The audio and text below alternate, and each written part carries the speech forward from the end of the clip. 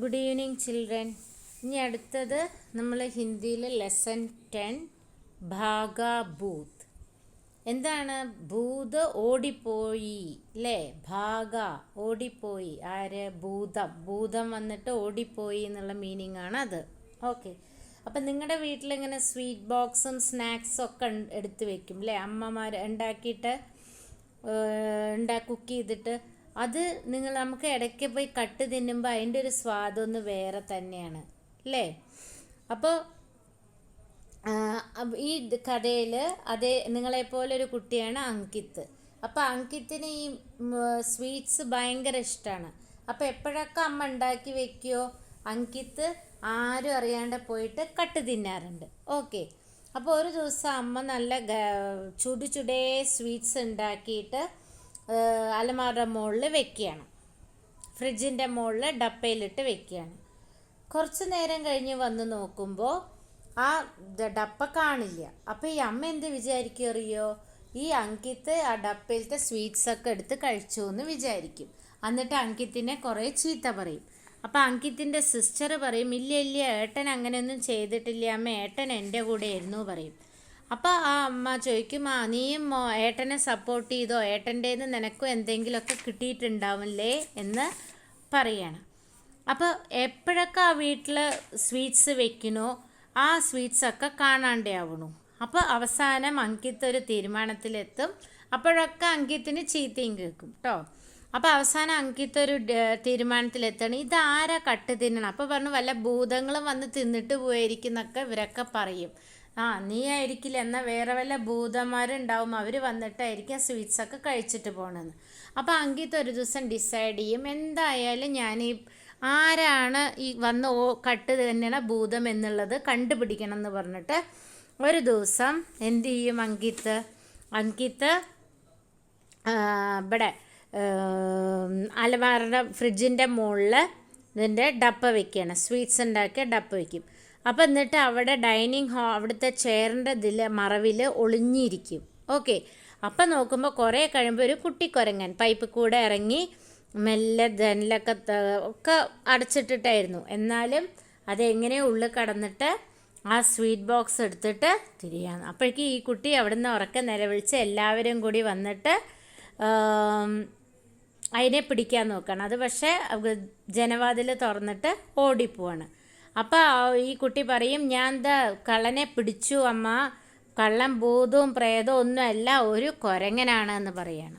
Okay, അപ്പോൾ പറഞ്ഞു അപ്പോൾ അച്ഛനൊക്കെ പറഞ്ഞു, നല്ല ബുദ്ധിമാനാണല്ലോ നീ, നല്ല ഇൻ്റലിജൻ്റ് ആണല്ലോ, നീ ഇത്ര ഇതായിട്ട് ഇങ്ങനെ ജാസൂസി ചെയ്തിട്ട്, ജാസൂസി പറഞ്ഞാൽ ഇങ്ങനെ സീക്രട്ടായിട്ട് അവിടെ ഒളിഞ്ഞിരുന്നിട്ട് കള്ളനെ കണ്ടുപിടിച്ചുല്ലോ എന്നൊക്കെ പറഞ്ഞിട്ട് എല്ലാവരും അവനെ ക്ലാപ്പ് ചെയ്യും.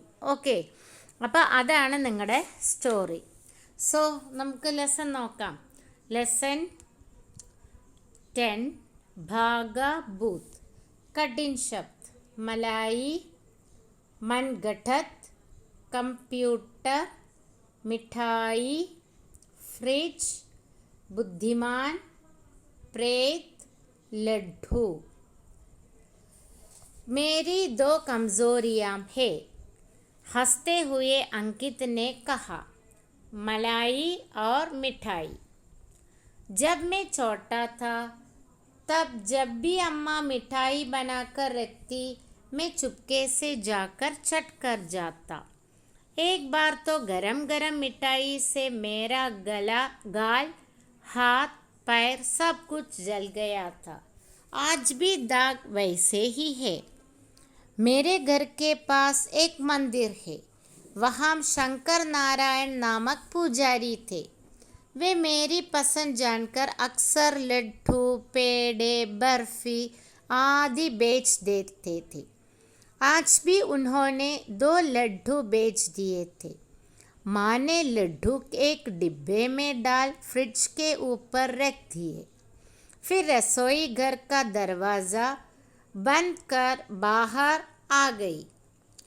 थोड़ी देर बाद जब लड्डू निकालने रसोई घर में गई तो देखा कि लड्डू डिब्बे सहित गायब थे.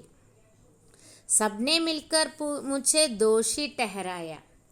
अम्मा बोली, इसी ने लड्डू खाए हैं, इसे किसी की परवाह नहीं, बांट कर खाना तो मानो इसे आता ही नहीं।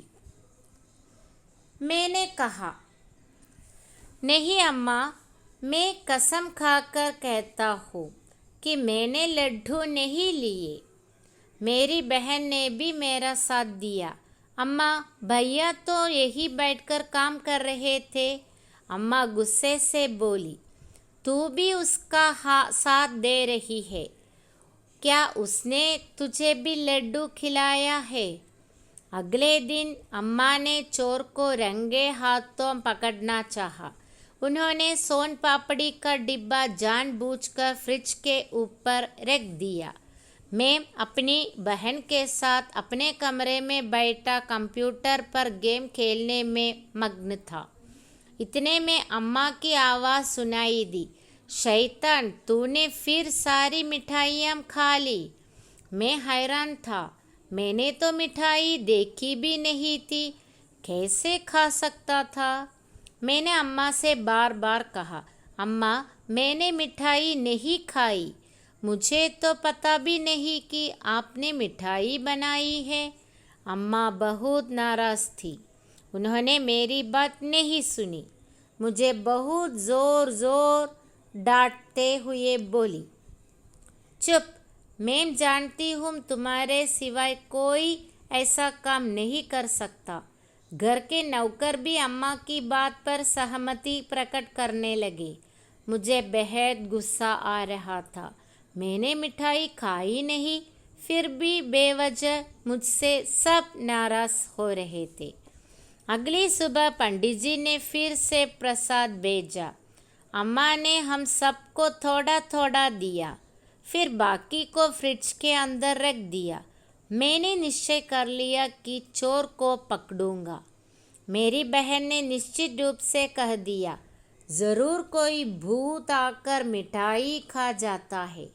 अम्मा और बाबूजी दोनों ने ही कहा, कोई भूत प्रेत नहीं होता, ये सब मनगढ़ंत कहानियाँ हैं। मेरे घर के नौकर गोविंद ने कहा, नहीं साहब, भूत प्रेत होते हैं, वे चुपके से आकर चीज़ें लेकर गायब हो जाते हैं।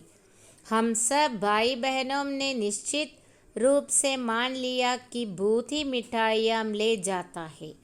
उस दिन मैंने अम्मा से विशेष आग्रह किया कि रसोई घर में ताला लगा दे, खिड़की भी बंद कर दी गई। मैं कुर्सी के पीछे छिपकर झांकने लगा। मुझे विश्वास था कि भूत आएगा, मैं उसे देखना चाहता था। इतने में मैंने देखा कि एक बंदर पाइप्स के सहारे तेजी से चढ़कर ऊपर आया। उसने खिड़की खोली और रसोई घर से घुसकर फ्रिज के अंदर से मिठाई उठा ली।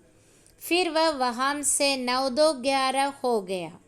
मैं चिल्लाता हुआ बाहर की तरफ दौड़ा, अम्मा, चोर पकड़ा गया, भूत वूत कुछ नहीं है, यह तो एक बंदर है। अम्मा के साथ सब बाहर आ गए। बंदर को भागते देख माँ ने कहा, अरे तू तो बड़ा जासूस है, तूने तो इतनी आसानी से चोर को पकड़ लिया, तू तो मेरा होनहार बेटा निकला। पिताजी ने कहा, पढ़े लिखे बुद्धिमान बच्चे जांच परख कर ही किसी पर विश्वास करते हैं। मेरी बहन बोली, मास्टर जी ने कहा था कि भूत वहम का नाम है। अब नौकर गोविंद भी जान गया कि भूत वगैरह नहीं होते। उसने कहा, अंकित भैया लालची ज़रूर है, पर झूठे या चोर नहीं। ऐसे लोगों को देखकर तो भूत भी दुम दबाकर भाग जाएगा। सब खिलखिलाकर हंसने लगे। शिक्षा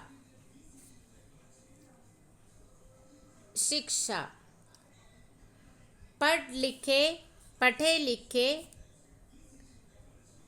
लिखे बुद्धिमान बच्चे जांच परख कर ही किसी बात पर विश्वास करते हैं. അതായത് കുറച്ച് പഠിപ്പും വിവരവുമുള്ള കുട്ടികൾ അത് കേട്ടതും വിശ്വസിക്കില്ല, അതിനെ ടെസ്റ്റ് ചെയ്യും, അല്ലെങ്കിൽ അത് എന്താണെന്നുള്ളത് കണ്ടുപിടിച്ച ശേഷമേ വിശ്വസിക്കൂ എന്നാണ് പറയണത്. ഓക്കെ, ഇഷ്ടപ്പെട്ടോ കഥ? ഓക്കെ, അപ്പം അത് കേട്ടിട്ട് ടെക്സ്റ്റ് വായിച്ച് നോക്കൂ കേട്ടോ. So that's all for you today. Thank you children.